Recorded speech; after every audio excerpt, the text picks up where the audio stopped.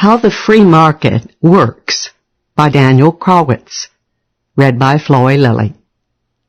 In Rothbard's vast compendium of economic wisdom, the great book Man, Economy, and State, we read much that has not yet been properly popularized. His production theory, for example, is quite different from the standard account. I've tried to distill his theory into this synopsis, but it is by no means the only part of the book that warrants repetition. Economics is about using our available means to achieve the best possible ends. Achieving an end is called consumption, and applying a means towards an end is called production. There are 4 broad categories of means or factors of production that are involved in achieving our ends. The first is labor, which refers to our own exertions, whether mental or physical. The second is land, which refers to any natural resource as it exists in nature. The third is time. Even if not much is required, at least some of each of these is required in any production process. Together, these 3 factors are called the original factors of production because they exist in nature prior to any human production. The 4th kind of factor is that which is produced, not because it directly brings satisfaction, but because it can be used in a different production process. These are the capital goods. Since the time spent producing a good could have been consumed immediately as leisure, all production requires that one forego present consumption for future consumption.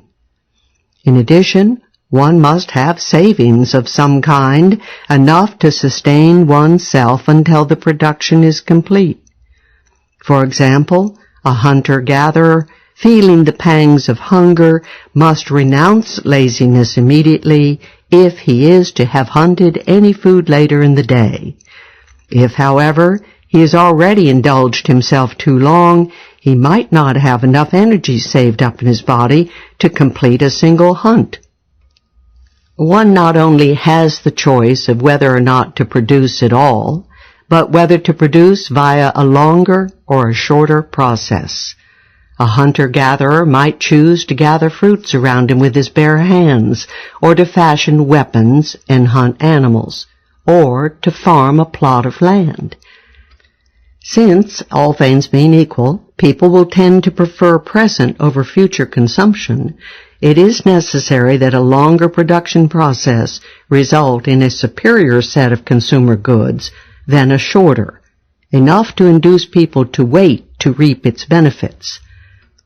The hunter-gatherer will choose hunting over gathering only if he finds the prospect of working extra to gather enough fruit to sustain him during the construction of the spear, finally to kill an antelope in the future, sufficiently more enticing than the prospect of laziness in the present.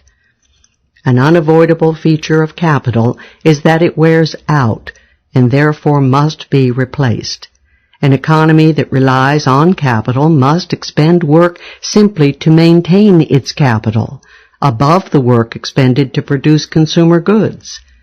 In an economy that relies on capital, therefore, people must be continually willing to forego present consumption to maintain their standard of living. On the other hand, it is not necessary to save again.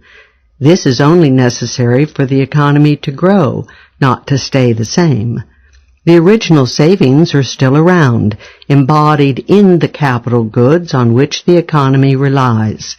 An economy with an abundance of capital goods has a long history of saving and thrift behind it, and as a result has a production process that is long, many-staged, and very productive. There is another aspect of any production process that I have not yet mentioned: risk. Since the decision of what to produce takes place in the present, whereas consumption is not available until the future, It is always possible that one could choose incorrectly and later realize that what he decided to produce was not the best use of his time and resources. That is production. As we see, to produce requires the convergence of several conceptually different elements. There must first be savings. Then there must be factors of production, land, labor, and capital, which are combined over a period of time into a good which, we hope, will satisfy our desires.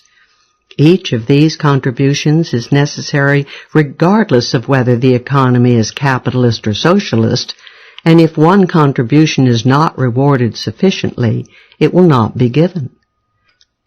We embody each of these contributions in a separate hypothetical person as a means to better conceptualize the value of each, although it is by no means necessary that a real person contribute in only one way. The laborer labors in exchange for wages, and the landlord allows the use of his land in exchange for rent. In Austrian economics, the capitalist is the one who owns capital and rents it out. He does not own the business, and he does not earn profits, only interest off the use of his capital good. The moneylender deals in the initial act of saving which makes production possible. He must work now and wait for his reward later on. The landlord and capitalist have similar functions, so I refer to them together as proprietors. Finally, the entrepreneur assumes the risk should the venture fail. He retains whatever, if anything, is left over after the laborer, capitalist, and landlord are paid, and his product is sold, and pays the debt if there is not enough. The entrepreneur earns profits and losses based on his success in estimating the desires of his customers. On the free market, goods may be valued in terms of prices which say what sum of money might be exchanged for them. Prices tend toward the level at which demand equals supply, and all the available stock is sold. If the price is higher than this, a seller has the incentive to bid lower to ensure that they sell their stock, and if it is lower, buyers have the incentive to bid higher so as to make sure they can get one. Consumer goods directly satisfy our desires, so the fact that they are demanded needs no explanation. Their demand and the available supply determine their prices. Capital goods are not able to satisfy our desires directly when used, so the demand for them on the market is determined by the prices of the consumer goods which they produce. The demand for capital goods used earlier in production are determined by the prices of capital goods used later on, and so on. The original factors of production, land and labor, can be directly consumed because people can live on land and consume leisure time instead of laboring. So the demand for original factors is caused both by their immediate use and their indirect uses in production. There will also be a price for savings on the market. There must be a price to induce people to become money lenders and give up a given sum of money for a given length of time. This price will be determined by people's preference for present consumption over future consumption. This price is therefore an interest rate, and it is determined by people's time preference, that is, the degree to which they prefer present consumption over later. The interest rate, along with the prices of land and capital goods, determines their rents. If the rent is too low to enable the proprietor to maintain his property and earn enough on top of that, he will have the incentive to sell his property and go into money lending or into some other kind of property. If the rent is too high, others have the incentive to become proprietors as well, thereby raising its price. The entrepreneur will always attempt to earn the highest profits he can, and thereby is induced to produce whatever is the most urgently demanded. Since the entrepreneur's function is to accept risk, he does not receive any set price, but profits or losses depending on how successful he is at forecasting demand. He provides laborers and proprietors with certainty in exchange for the hope of having correctly anticipated some new consumer demand. There will be profits available in an economy to the extent that such opportunities are available. But as the entrepreneurs alter an economy to better satisfy a given set of preferences, profits will become more and more difficult to earn. With an idea of the overall workings of the free market, let us now discuss how the economy grows and shrinks. The ultimate size of the economy is limited by people's time preference. Once the economy has reached the point where all the best uses of the available capital have been found by the entrepreneurs, then the economy can grow no more.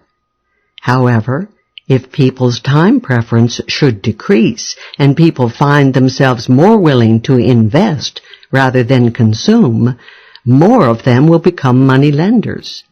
This competition causes the interest rate to decline and in turn enables the entrepreneurs to engage in newly profitable production processes.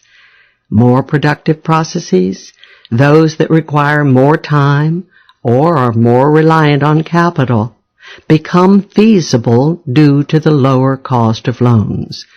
There will tend to be positive overall profits in the economy because there are lots of new opportunities to take advantage of. On the other hand, if time preference should increase, then fewer people will become money lenders, the interest rate will increase, and the economy will become less productive overall. What about the effect of a progressing economy on the laborers and proprietors? For each factor of production, entrepreneurs will want to bid higher as long as additional units of any of them increases their productivity and hence their profits, more than the increased cost for that factor. If a factor of production becomes more productive, additional units can be added to improve the overall profitability of their enterprises, and hence entrepreneurs will be willing to bid higher for it. In fact, they must bid higher so as to prevent another entrepreneur from outproducing him. In an economy that relies heavily on capital, factors of production will tend to be more productive as long as they are not specific to a primitive production process that has been made obsolete. Factors whose supply cannot be readily increased, such as land and labor, will command a higher price in a more advanced economy. On the other hand, capital goods, though they might well be more productive, may become cheaper due to being produced in greater quantity. The laborer, in particular, benefits from the progressing economy. Labor is an especially non-specific factor, so even those who have chosen to specialize in professions no longer needed in an advanced economy are still capable of doing much and of learning new skills. As the economy improves, therefore, so will the productivity of labor, and hence so will its price. This does not necessarily mean that the price of labor will rise in terms of gold, dollars, or whatever money is in use, but rather that they can be exchanged for a larger amount of wealth in the advanced economy than in the primitive. It is a common fallacy in economics to believe the opposite, that more productive labor will have a lower price due to the fact that the same quantity of consumer goods can be produced with less labor. However, there is not some specific set of goods that is appropriate for any group of people under all circumstances. The set of consumer goods produced is a decision limited by what is economically feasible.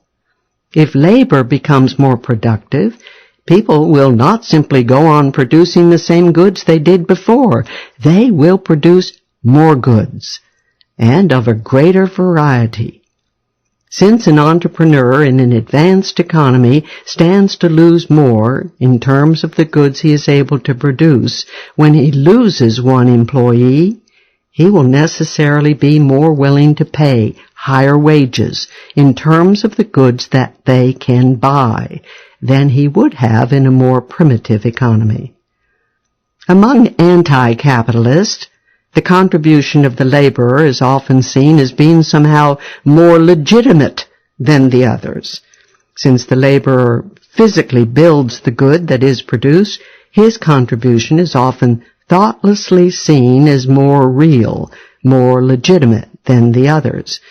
But we have seen that production cannot take place without the contributions of the rest. All attempts to give the laborer what was meant for any of the other contributors make production in an economy more difficult and ultimately restrict or reduce the wages of labor. The laborers necessarily are always paid immediately in any venture, whereas the entrepreneur and moneylender must wait. The laborers, in addition, take on no risk in the venture. For each pay period, the laborers are paid the same amount, whether the venture shows a profit or loss. Attempts to give the laborer what would otherwise have gone to the entrepreneur or moneylender reduces the incentive of people to become entrepreneurs or moneylenders. There is no reason, therefore, that the laborers ought to share in the profits and losses of the ventures they work for, but there is no reason why someone who contributes labor should also contribute risk. Laborers are perfectly able to buy stock in their own companies, yet generally they do not. This demonstrates that they are more interested in accepting the wages of labor than in contributing risk. But what of the capitalist and landlord? Why should they get money for simply owning something? Yet the very fact that the capitalist and landlord own their goods and wish to obtain the highest rents for them ensures that these goods go to their most productive and most urgent uses. It is necessary that the owner gain through his service as gatekeeper to the use of these goods. If he did not, he would tend to prefer to use them for his own consumption rather than for productive uses more urgent to the economy as a whole. Very well. But couldn't this job be done by any rube, any idiot capable of identifying the highest bidder?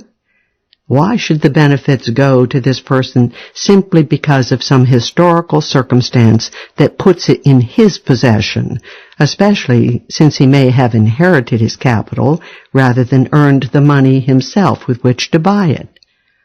But as we have seen, the entire economy is built upon historical circumstances. Without the historical act of saving, which is now embodied in capital goods, which we rely on, or the act of appropriation, which brings heretofore unused land into productive use, there would be no economy at all. So there is no particular reason why a person should not benefit because of history. We all do this every day simply by participating in the economy. It is this very history that is negated by any attempt to prevent the rightful factor owner from gaining his rent. Capital goods can be consumed without being replaced, and land can be abandoned and left unproductive.